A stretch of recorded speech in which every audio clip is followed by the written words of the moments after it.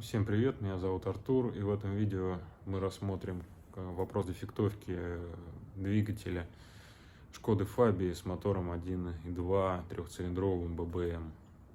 Очень много было комментариев в прошлом видео, где мы делали капиталку этого мотора, и многие просили более детально рассмотреть процесс именно дефектовки, именно осмотра неисправных деталей, почему мы выбрали именно такой вариант ремонта, например, а не какой-то другой. Поэтому рассмотрим более детально, посмотрим, что потребуют росточки, что нам не понравилось, почему мы решили там какие-то детали заменить, допустим, хорошие на хорошие и так далее. В конце видео мы запустим двигатель и расскажем, во что вылился ремонт, какие детали ставились. И сразу хочу сказать, что в принципе в теории можно было бы взять контрактник и не заморачиваться. Просто поставили, одним днем все это дело заменили. Мотор демонтируется достаточно просто, не надо даже коробку снимать с него. Просто снимаем капот, выдергиваем двигатель, разбираем, все это занимает, по сути, несколько часов у нас.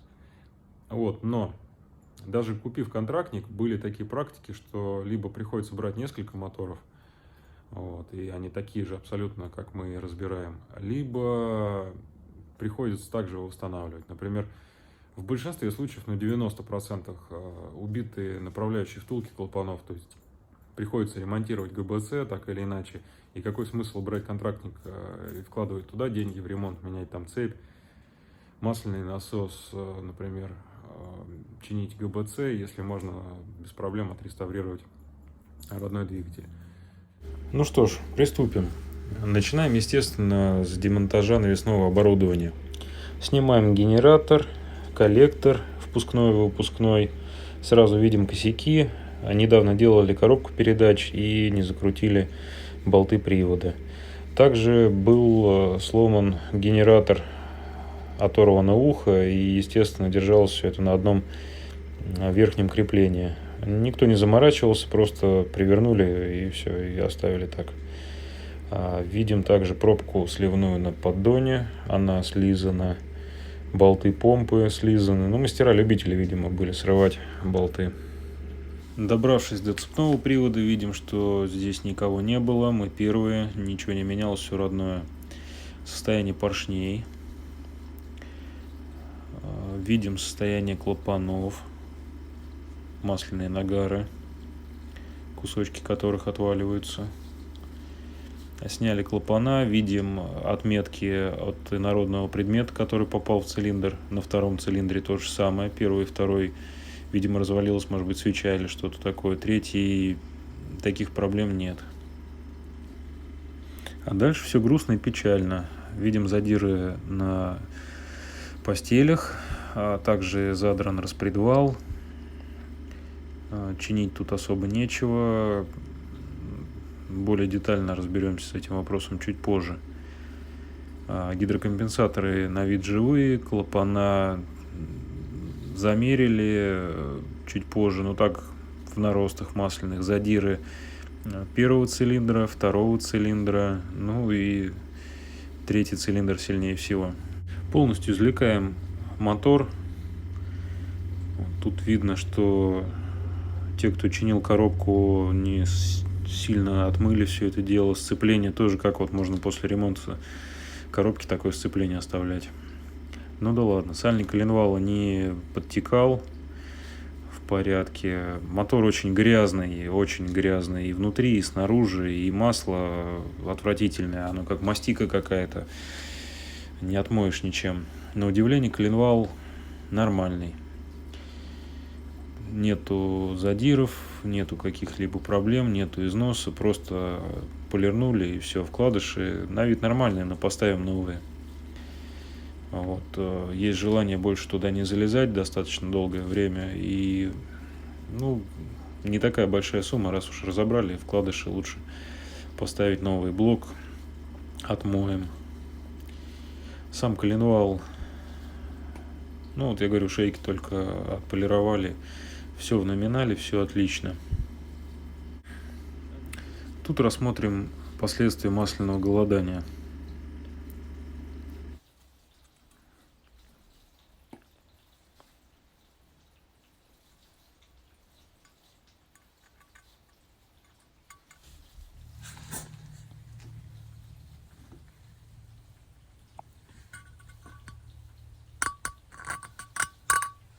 Очень сильные царапины.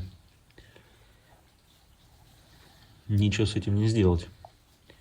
Распредвал примерно в таком же состоянии. Ну и сама головка такая же, как и крышка. Восстанавливать невозможно. Ну, если делать надежно, хорошо, то лучше, конечно, ГБЦ заменить в данном случае. Успокоительные планки цепи ГРМ в ужаснейшем состоянии, очень плохо выглядят. А это натяжитель масляного насоса, тоже не очень. А вот звездочки нормальные, сильного износа у них нет. А звезда масляного насоса, в принципе, тоже в нормальном состоянии. А это звезда ГРМ, сам масляный насос. Каких-то инородных предметов, герметика или что-то еще, чего-то еще в заборнике не обнаружено. Износ внутри насоса тоже нет. Но на всякий случай лучше заменить. В планах есть поездить примерно столько же, сколько она проехала, а может даже и больше, поэтому насос заменим. А поршни будут новые, так как под росточку. Осмотр поршней. Первый цилиндр. Царапины присутствуют, огромное количество нагара.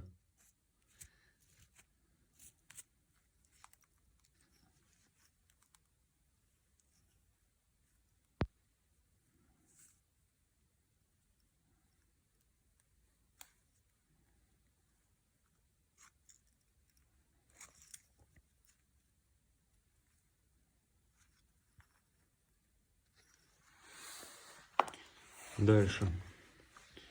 Третий цилиндр. Видим следы, сколы множественные. Что-то попало в цилиндр.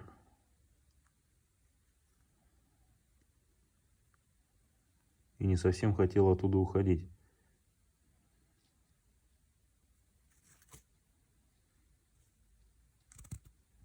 Вот здесь вот.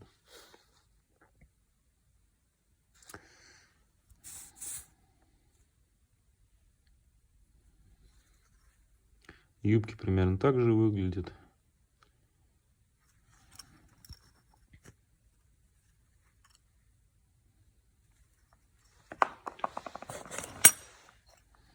Второй цилиндр. Тоже есть следы попадания каких-то инородных предметов.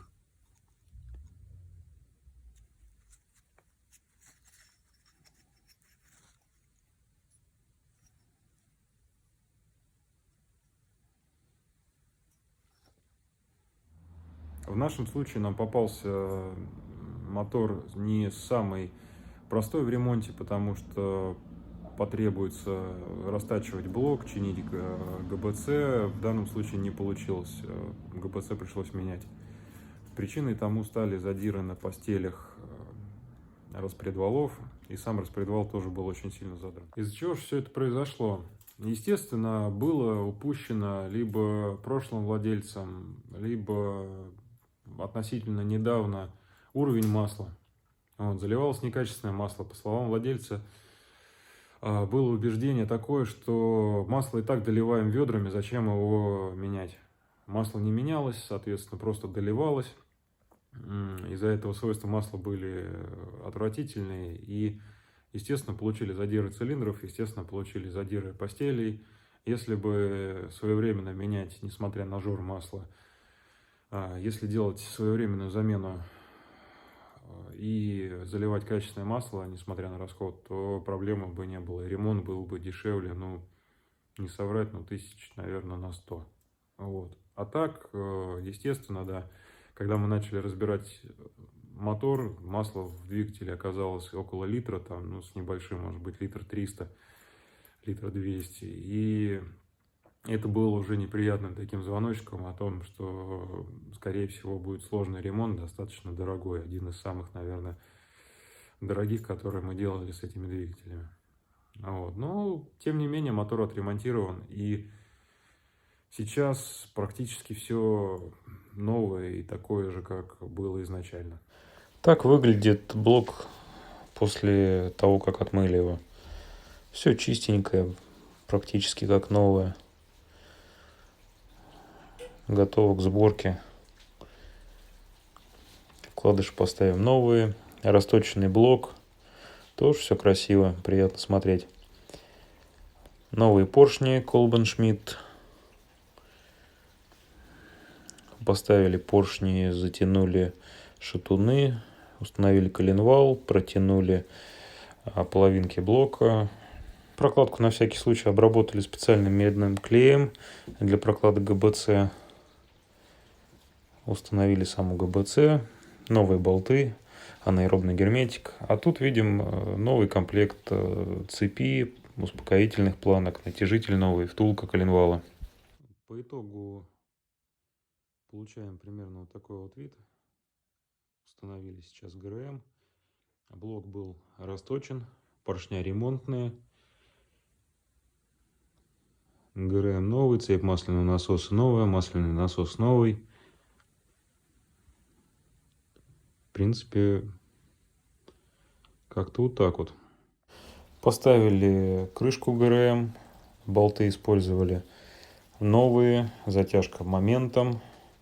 Вот, естественно, затяжка всего моментом, новые болты поддона, поддон отмыт. Мотор грузили краном. Извиняемся за бардак, пока у нас идет ремонт в боксе. Дальше завели. Вот сейчас выхлоп вообще не прикручен, поэтому бурчит. А так работает ровно, обгорает. Это вот первый запуск. По итогу всех работ были заменены ГБЦ, новые поршня ремонтные, блок расточен до первого размера, блок точится без проблем. Там стоят гильзы чугунные, сам блок алюминиевый. Дальше новый ГБЦ, были установлены вкладыши новые, масляный насос, соответственно, новый ГРМ, вот, новые прокладки. Ну, по сути, все новое, болты ГБЦ, естественно, новые прокладки новые. Вот, не трогалось только что, наверное, это термостат, корпус. И то заменен элемент на новый по желанию владельца. Помпу поставили новую, потому что она стоит недорого. Вот, и, собственно, лучше ее сразу заменить. И дальше было установлено еще новое сцепление, потому что, покажу фотографии, старое тоже было крайне изношено, и оставлять его было недопустимо. Весь ремонт вышел у нас по работе около 50 тысяч, и запчасти немного больше 200.